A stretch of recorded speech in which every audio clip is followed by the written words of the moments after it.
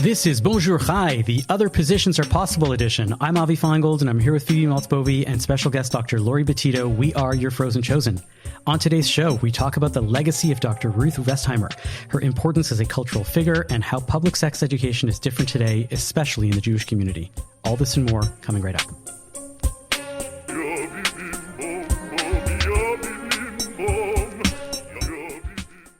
We have a special guest with us. That we do. Dr. Lori Betito. Dr. Lori Betito is a clinical psychologist, been in private practice for 30 years, a specialty in sexual wellness. And when we were discussing the topic for today, I was like, well, we have to get Dr. Lori on. I mean, she's been on my show before when we were doing Spirits and Spirituality with Tommy Schnurmacher. She's like a legend in the community, and she's really the natural person to talk to. So Dr. Lori Betito, welcome to Bonjour Hi. Thank you so much for having me. What have I missed on your resume? You have a passion podcast. I do. I transitioned from radio to podcast. I've done television in the past, of course, many, many years of that. I'm working on my second book. So I published a book on sex after 50, basically, postmenopausal sex, and now working on a second one in the same vein. So. Sex after 100, I hope. Sex after 100. Yeah, I'm not there yet. So I just meant like to do it mathematically. Right. Yes. I did not mean to imply that you were 100. But I did it after 50. Now I'm 60, so I'll do the post 60 now.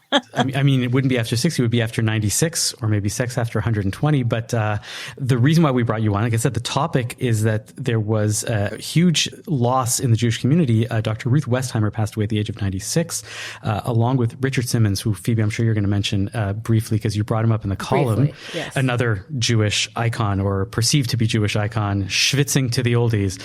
And, really like one of the heirs to this idea of like public sexual education was Dr. Lori. So we, wanted to bring you on to talk about this.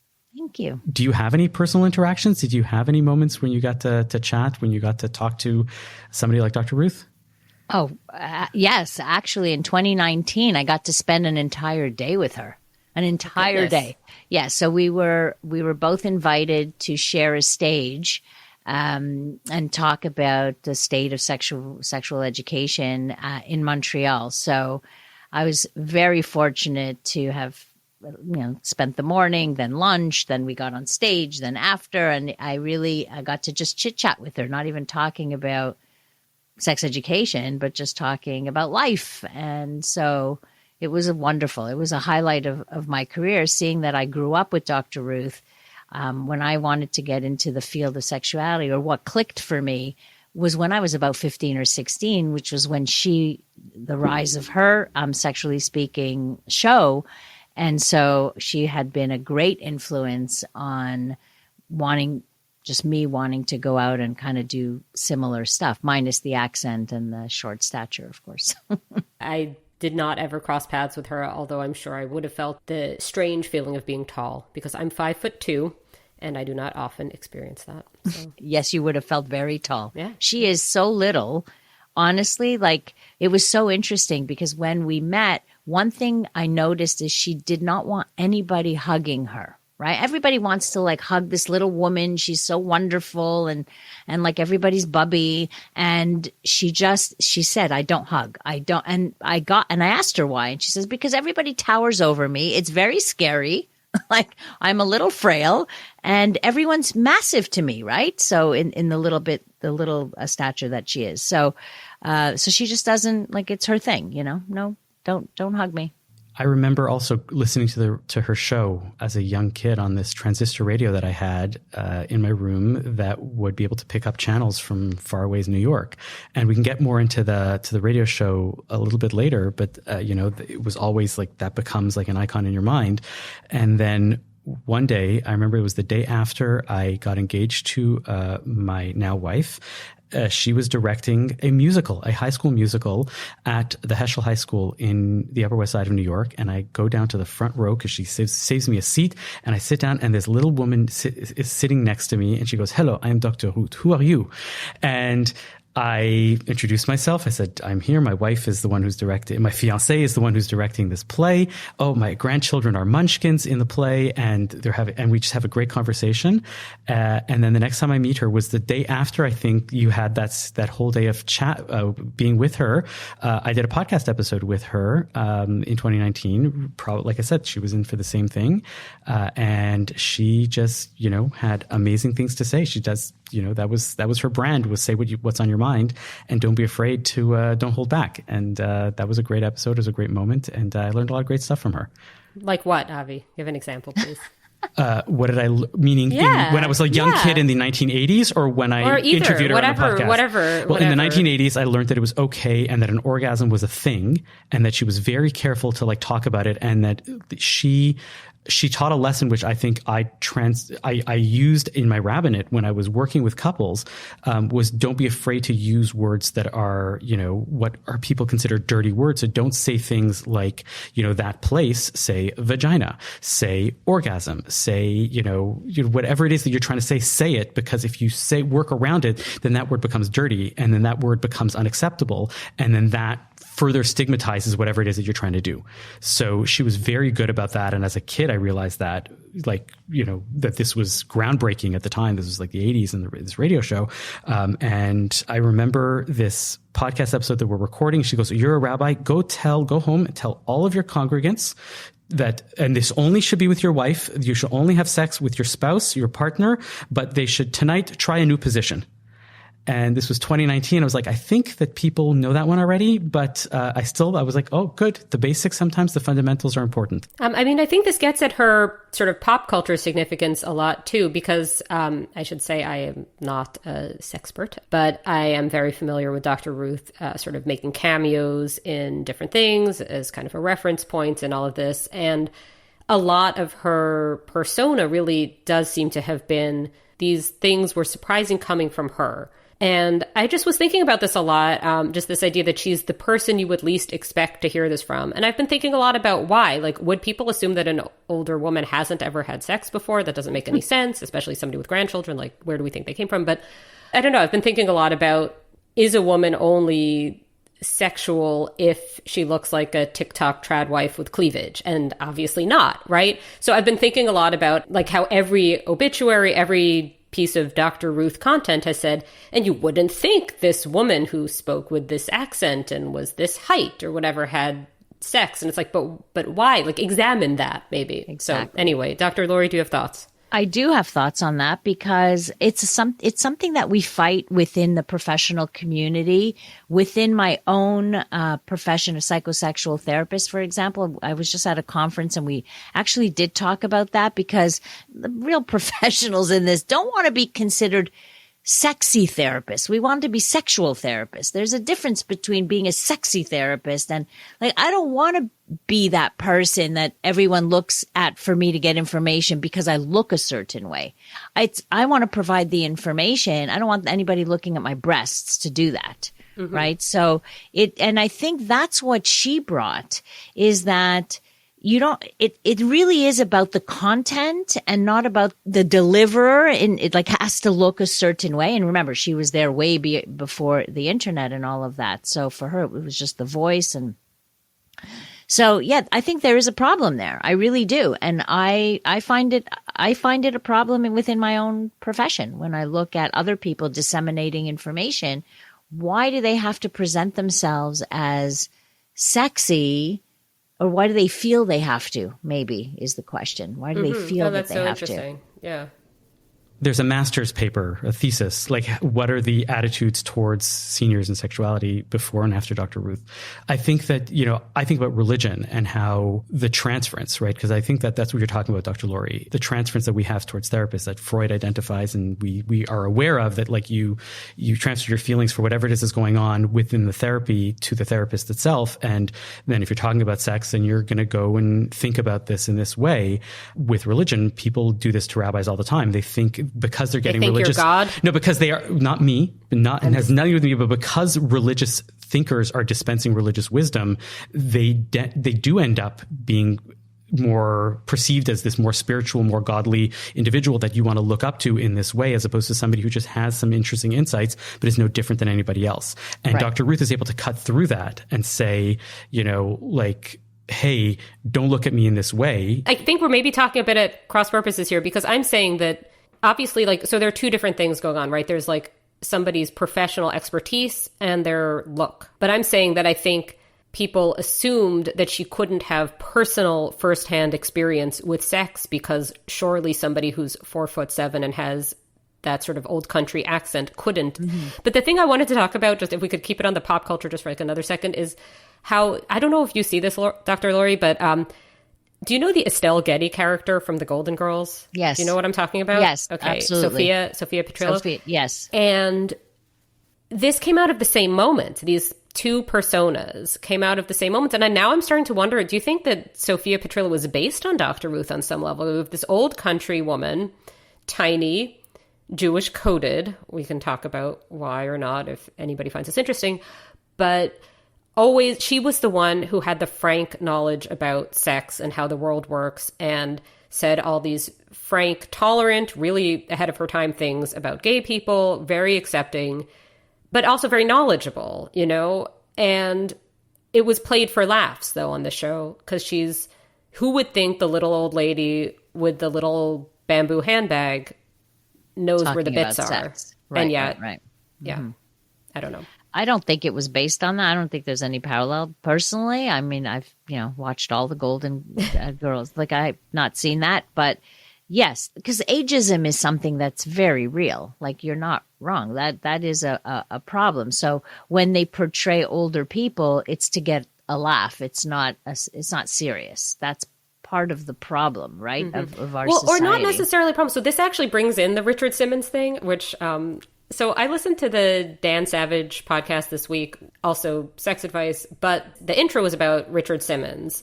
So Richard Simmons, for background, the fitness guru Richard Simmons, was not Jewish. His mother was Jewish, but he was a convert to Catholicism. So he vibed as a bit Jewish, was not Jewish religiously. Next, was he gay or not? Well, this too was a subject of much discussion. Some people felt that he wasn't sort of an out. He wasn't out, right? And who knows if he was even in, right? That's the thing when somebody wasn't out. But he would there was a wink. There was a lot of campiness. And Dan Savage was talking about even when he would do things like appear on Letterman's show and be kind of a little bit mocked, this was kind of a step towards, at least he was on the screen, at least he was being looked at.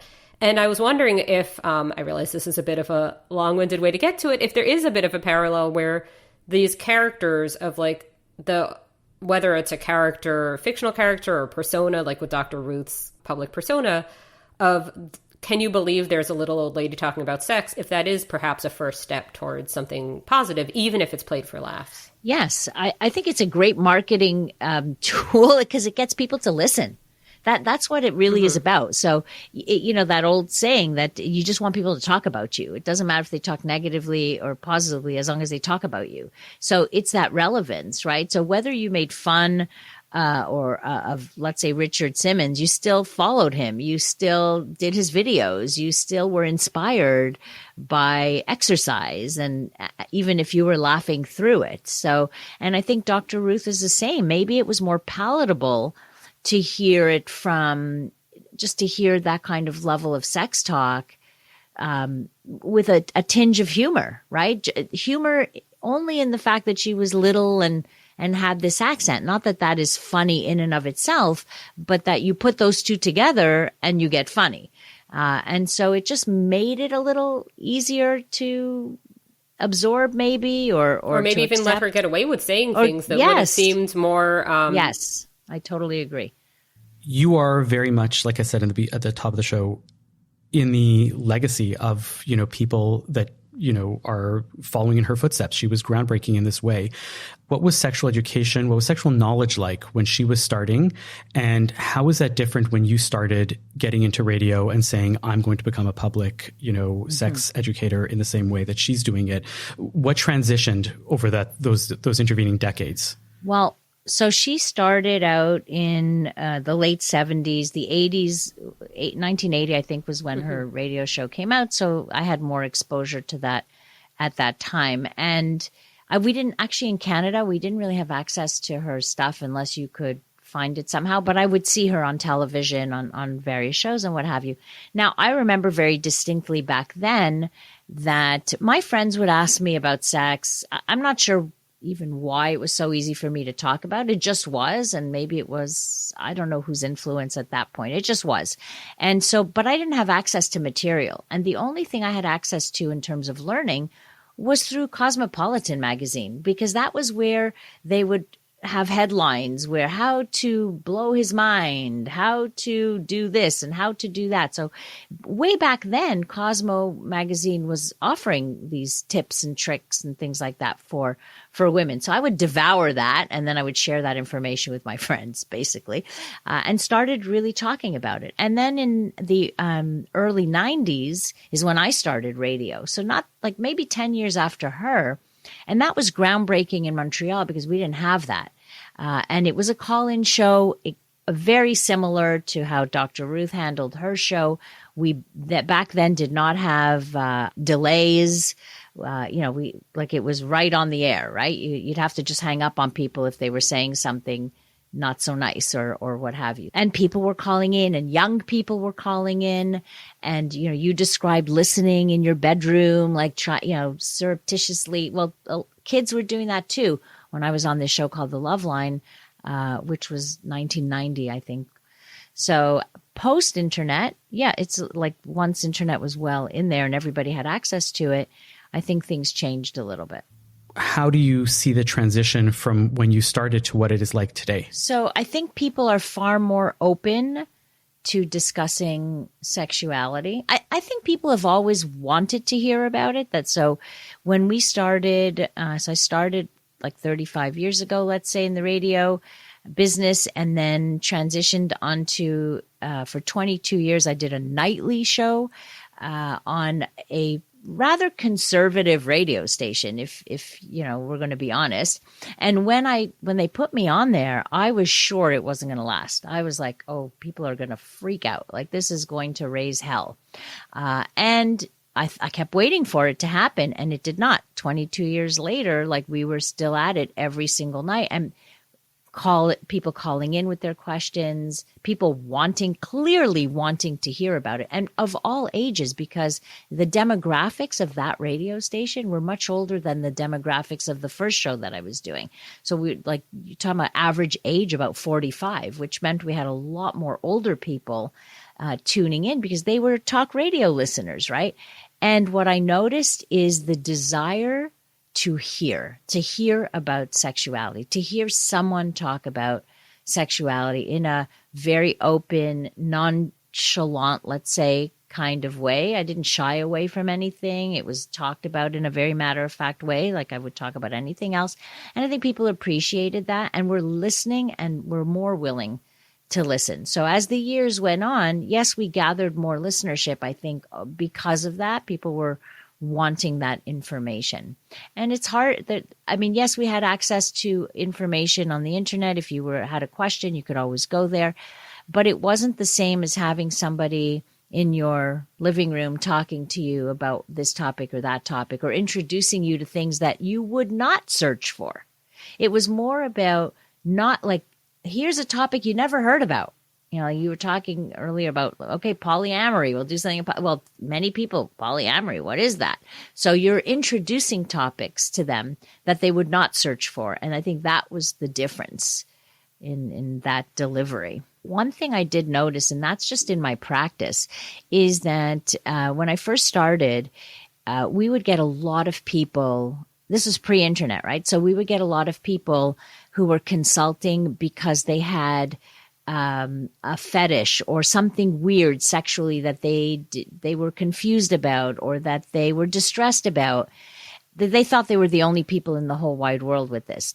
So fast forward 20 years from that, those people aren't coming for help anymore because they have found their people, right? Mm-hmm. Now, if they have an interest in say feet, they just go and there's go online. Feet everywhere. And there's feet everywhere. Exactly. Yeah. So anything can be sexualized, right? So a guy who's turned on by newspapers. Okay. I was going to say podcasts. Clearly, that's the obvious one.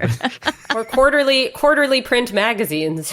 Right. Or we're hoping that there is a wide community of people. Right. But not the way you would want them used for, though. That's the problem. Oh, we're okay with it. We have no control. They're not actually reading it, though. Anyway.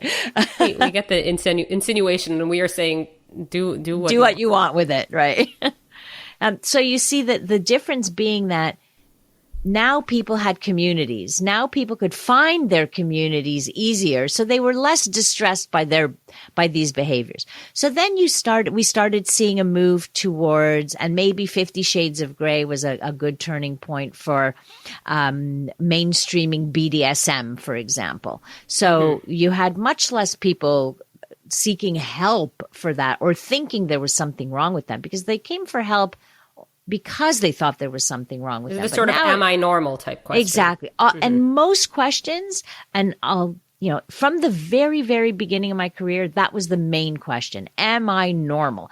That's what people want to know. Am I normal? So once they find a community and they Google something and they see there are 10,000 pages of this one topic that they're interested in, suddenly it's not the am I normal? It's like, oh, I belong to this community or I belong to that community. So that's something that actually really interests me a lot is this. I have observed a shift from am I normal type concerns to can I please be special type concerns among some younger people. Do you find that there are people who are worried that they're too boring, or is this something that you only just see online? Nobody's worried that they're too boring. No, except that sometimes I will get people, like I just saw a patient yesterday and she was like, well, I'm not hanging from the chandeliers or anything, but I'm open. Like, so in other words, being open sexually doesn't mean you have to do crazy stuff.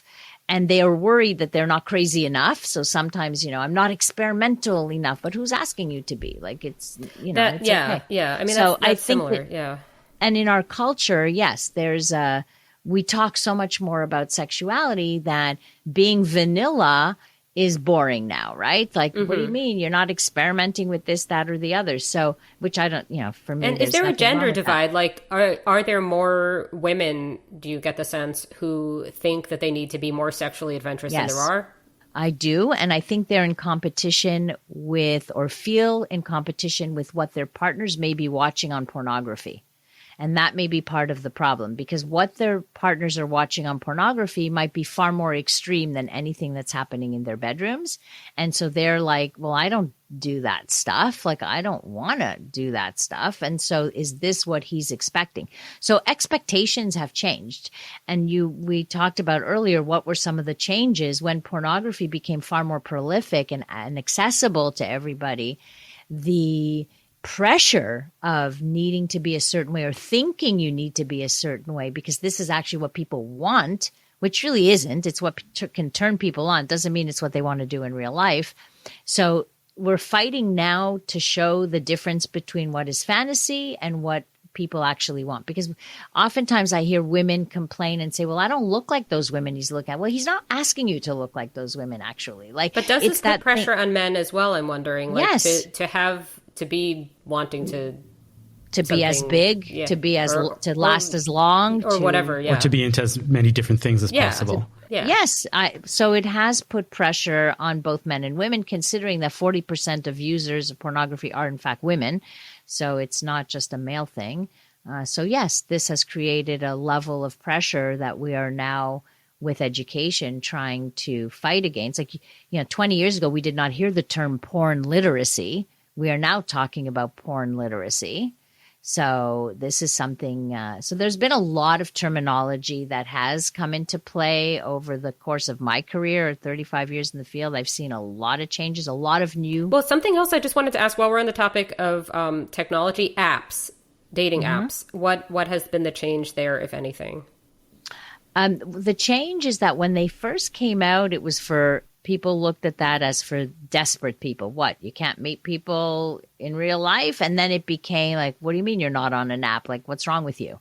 right? So now everybody is on an app, and it doesn't matter how old you are. This is just the way people are meeting, because they kind of the lazy way in some way. Like, you're not going out every night to meet people. You're just sitting on your couch and doing it. And it's just become the way that people connect. So there's been a huge shift in how people use dating apps. And now it's been completely normalized. Once again, a lot of these trends, same with sexuality, like kink, BDSM, things like that have gone mainstream. Before they were hidden topics, and now they are mainstream. Fetish wear is out there. Fetish parties are talked about. Open relationships is also something that is more talked about today. People are far more open to talking about not being monogamous. So a lot of things have just come out, and people are more apt to talk about it. You would think that with porn literacy and the amount of porn that is being consumed, which I'm not making a judgment on, just stating it as a fact, and the amount of apps and the amount of labels, that we'd be living in a major sexual renaissance. And yet the media and reports on studies and tells us that people are having less sex than ever, that there's no more sex in movies, that things aren't sexy anymore, that the culture is so suffused with sexuality and talk around sex, but people aren't actually doing it. And that it's more just about, and again, I'm not saying it's a bad thing, but it ends up being more about the discussion around things, around the consent culture, around labeling me, around whatever it is. And that the actual sexiness isn't happening. People just aren't hooking up. People aren't having sex even within their marriage, within relationships. Is this true? And how do you, as somebody who clearly is dealing with this all the time, think about this paradox that we should be this, yet we're not that? I don't think it's true that we're not seeing sex in the movies. I think we're seeing far more explicit sexual scenes, including male frontal nudity. Maybe not on regular television, but we all have access to things like Netflix, and like all the platforms have less stringent rules about nudity. So we're seeing more frontal nudity for men, which is interesting, because we never used to see that. Yeah. And women are happy about that. So they're like, oh, finally, some equal playing field there. But it's true that people are having less sex, that the age of first sexuality is going higher. For 60 years, it was, average age was somewhere around 16 years old. First sexual experience, and now that has gone up a little bit.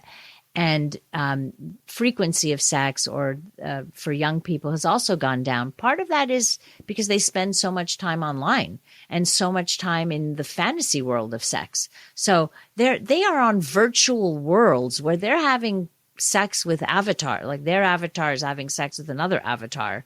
They're not touching, it's happening in another world, like in a parallel universe. So there is a shift. Something is happening. I'm not sure it's because it's a lack of interest in it, or the lockdowns, perhaps. That certainly didn't help. Not being able to. Do you think that the saturation in society means that it's not something that is so exciting anymore? That you're it could be.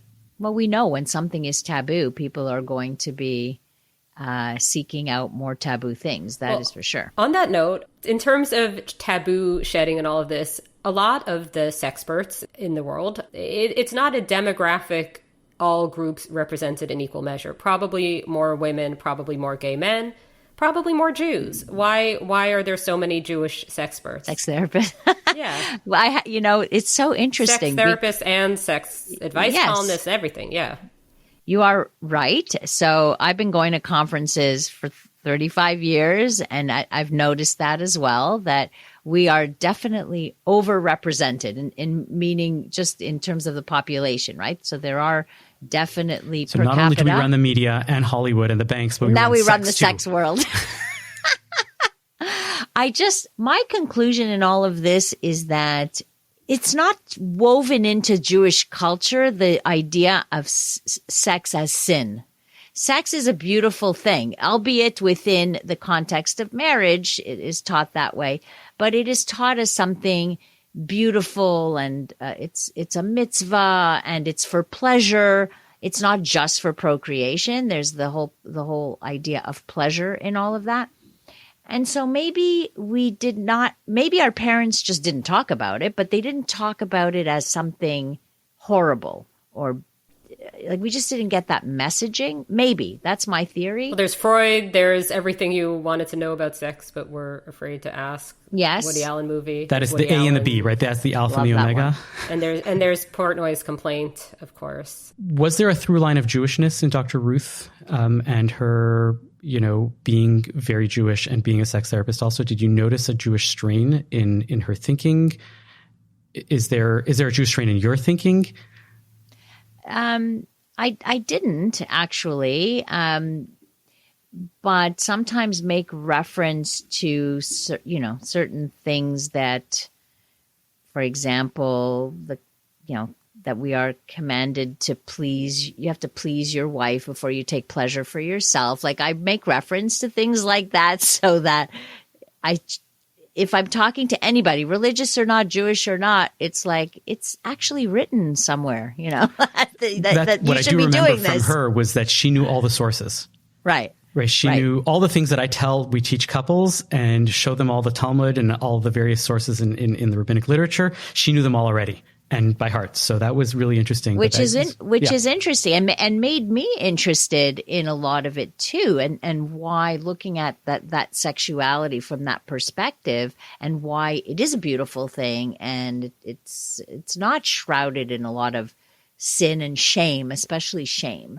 So, I don't tie it in so much. I do work within a religious population as well. So I have the experience of of having both secular and religious populations and non-Jewish and gay populations and everything like that. So it's interesting. It's interesting in terms of lack of knowledge. What I've noticed, obviously it's a small sample size. We were talking just now about trends before within the general population. Are there trends within the Jewish population, both the regular Jewish population and the religious Jewish population, that you've seen over time? Well, I think that the religious population is more inclined to get help now than ever before, I think, and to seek out help for sexuality. I'm noticing in the field we have more people from religious communities being trained as psychosexual therapists as well. So they want to respond to the needs of their own community. And I was just at a conference in Portugal with two women from the, I believe it was the Haredi community in New York. And they were there training and presented, and they work within their communities. So I do see a more openness to discussing this and making sure this is an important discussion that to be had within that community as well. So I'm hoping that that there will be more educators, not just Kala teachers, not just, that it goes further than. As part of mikveh education, what arose, especially because I think parents stopped wanting to have these conversations with their kids, which I think is actually really, really destructive. And we can get into that later. But the youths that were about to get married and are still about to get married, people in their very late teens into early 20s, into mid 20s, whatever it is in the religious population, you tend to have people getting married much younger, may not necessarily know a lot about sex, and will go to either a chatan teacher for the males or a kala teacher for the women, and they will learn about sex from these people. Now, these people are more steeped in... And what is chatan and what is kala? Chatan is the groom, and the kala is the bride. Right. Okay.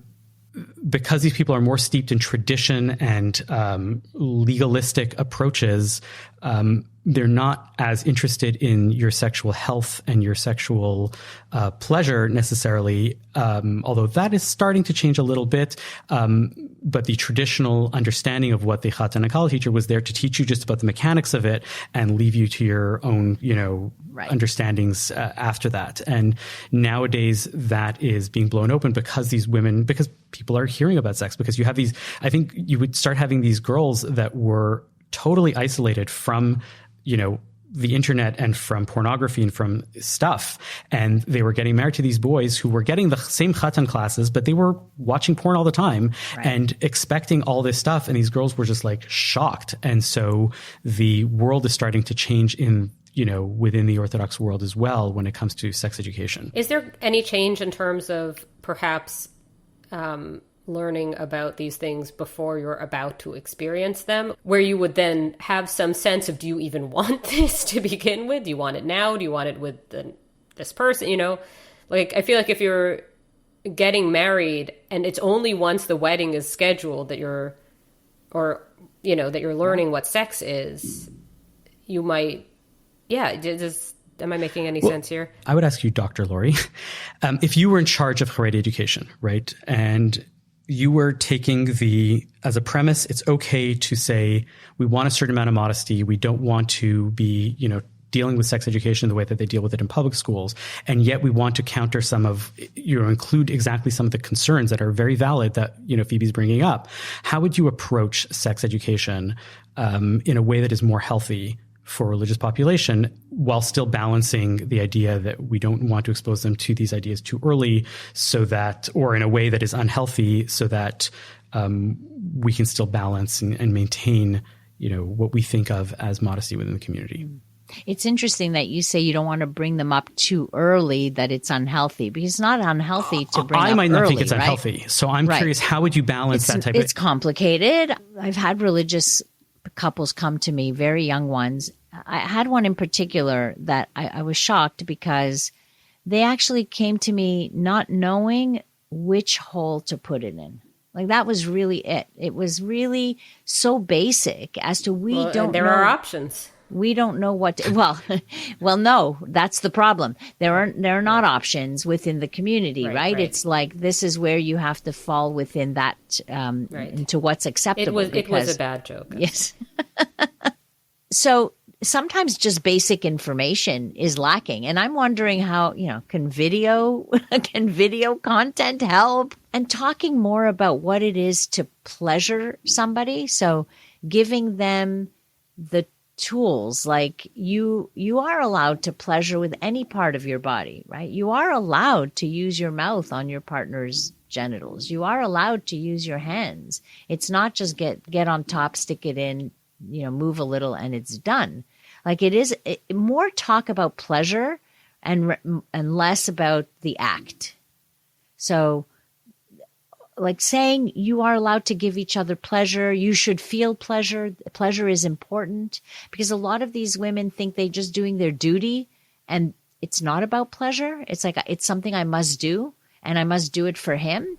So I like to work with women to say, no, you're entitled as much as your partner is entitled to pleasure. It is your right as well. And you need to find what works for you and how you get pleasure, because otherwise she will just grow to resent sex. I mean, something I'm thinking about as the mother of 2 children is, if you are having children very, very frequently throughout much of your life, there's going to be a lot of time when you are, recovering from childbirth. Exactly. Right. And in the observant community, there's a certain pressure, because there's this whole, the idea of the clean days, and then you go to the mikvah, and then you're supposed to do, you're supposed to be able to you're supposed to have sex with your partner, or at least touch your partner. So for 2 weeks out of the month, you're not really touching, and then there's an expectation. So for some women, this becomes very pressure. Like, it's I was going to say, the word expectation is just as important there. So it's just as important to talk to the males in these relationships. Exactly. And saying, stop thinking that everything's an expectation. Yes, exactly. And start thinking that this is a relationship with conversations, with discussions, and being, talking about things. And what consent looks like, right? I'm talking about it in terms of, like, you want your partner to be enthusiastic about it. You want... Like, this is what the things you should be looking for as well. How do you read your partner's body language? How do you ask the right questions? Is this okay for you? Is this not okay for you? Rather than just building on those expectations. Those are relatively new ideas. And yet, I would imagine, going back to Dr. Ruth, she would have been enthusiastic about consent and enthusiastic about these ideas also. Are there ideas that you've seen really fall away? What's the thing that used to be totally fine to talk about then that is rightfully so not acceptable anymore to discuss?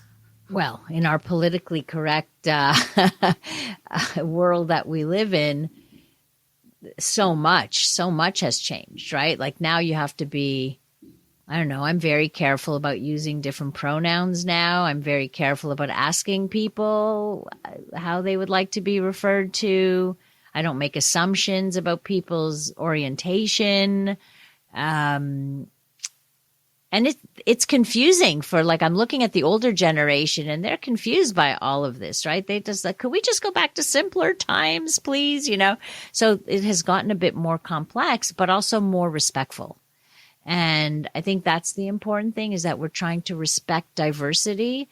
And we have come to the conclusion that we're not all the same, and it's okay to be different. And we have to learn that the world is very diverse in many ways. And so, you know, there are just some things you don't say anymore. And I've had conversations with people. Like, I had a conversation with a gym trainer.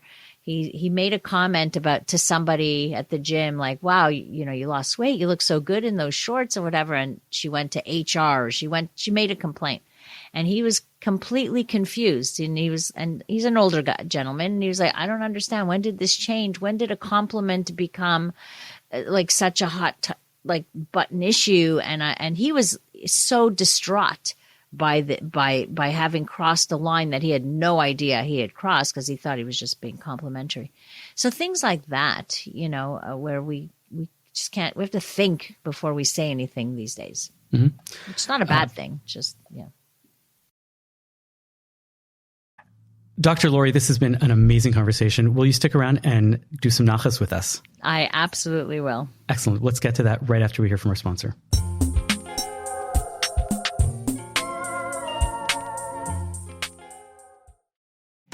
I can't date women right now because I'm too busy calling myself a piece of shit. I had a dysfunctional Jewish mother and I had a dysfunctional Native mother. I had 25 full years of utter struggle and failure. I started to realize the absurdity of my inability to let go of this monster of guilt. Sounds like fun, doesn't it? Hi, I'm Ralph Benrig. I'm the host of Not That Kind of Rabbi, where we look at people's spiritual journeys and take a little time for their self-reflection, and maybe yours. You can get it all at thecjn.ca/NTKR, or wherever you get your podcasts.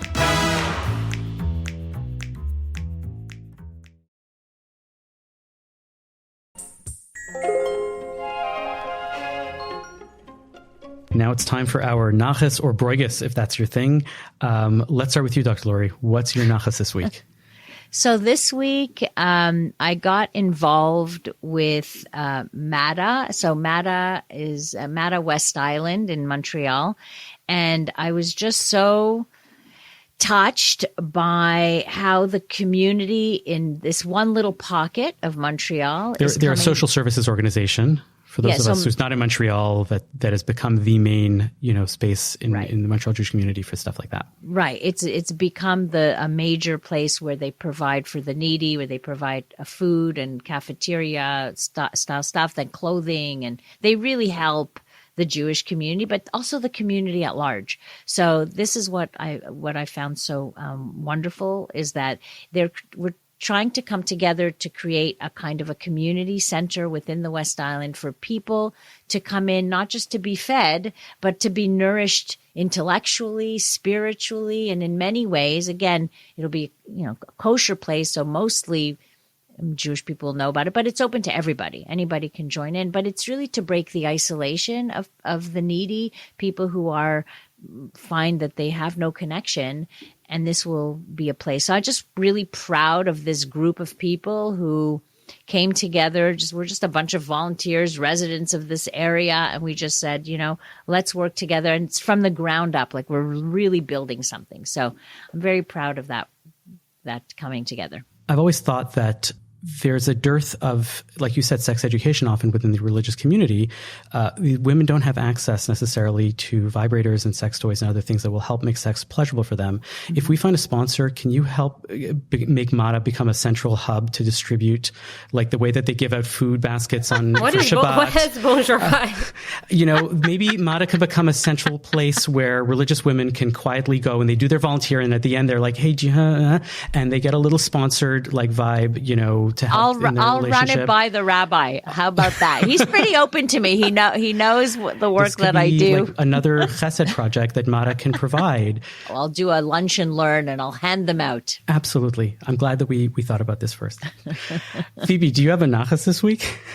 Yes, except that it's a broigus. Okay. And it is, what on earth is going on in my home country of the United States in politics? Things seem to be getting very grim. There seem to be the likelihood of each of the main contenders making it to November for a variety of reasons, including old age, political violence, COVID now in the mix.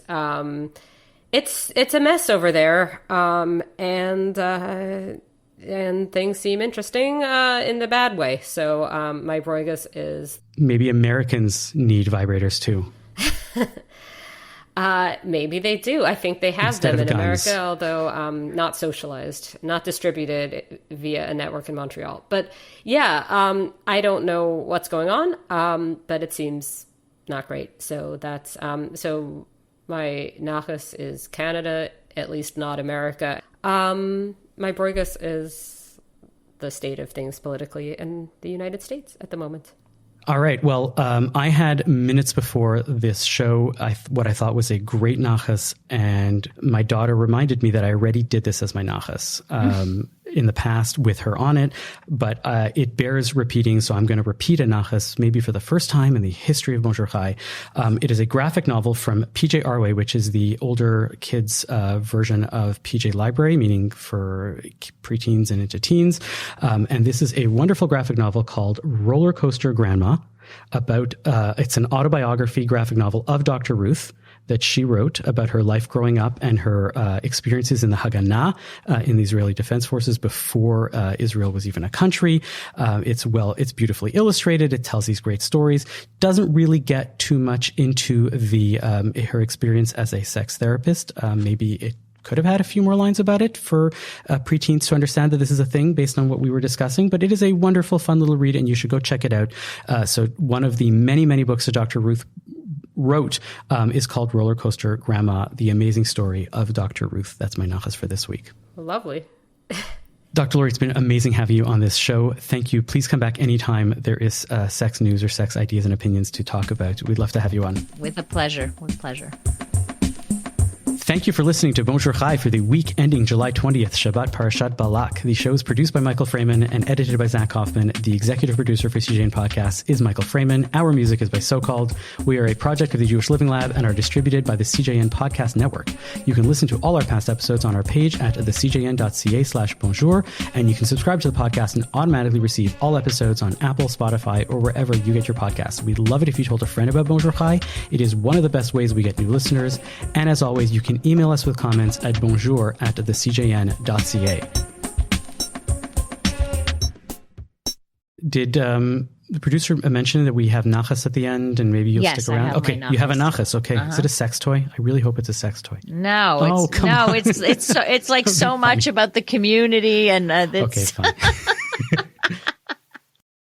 Y'all remember that joke from Airplane? The old lady asked for some light reading. How about this leaflet, famous Jewish sports legends? But in actuality, that's changing. Jews are crushing it in sports around the world, and we are here to celebrate them. Sandy Koufax gets his 10th strikeout. Zach Hyman, his first career hat trick. 41 points for Diddy Avdia. It's Sue Bird's building. I'm Gabe. And I'm Jamie. We love Jews and we love sports, but most of all, we love kvelling over Jews in sports.